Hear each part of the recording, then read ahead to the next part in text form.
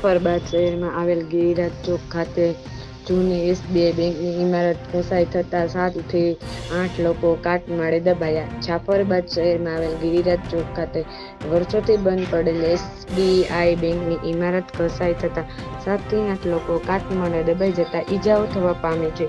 આ જૂની SBI bank નીચે આવેલ ચાની લારી, પાઉંભાજીની લારી હોવાથી લોકો ચા પાણી નાસ્તો કરતા હોય ત્યારે સવારના 9 વાગ્યાના આસપાસ આ ઇમારત ધસાઈ થઈ ત્યારે નીચે ઉભેલ લોકો કાટમાળ દબાઈ ગયા હતા. આ ઘટનાની જાણ જાફરાબાદના નગરપાલિકાને થતાં નગરપાલિકાનો સ્ટાફ ઘટના સ્થળે દોડી કાટમાળ ખસેડવાની કામગીરી હાથ ધરી. ઇમારત ધસાઈ રહ્યા થતાં લોકોને ટોળે-ટોળા એકઠા થયા છે.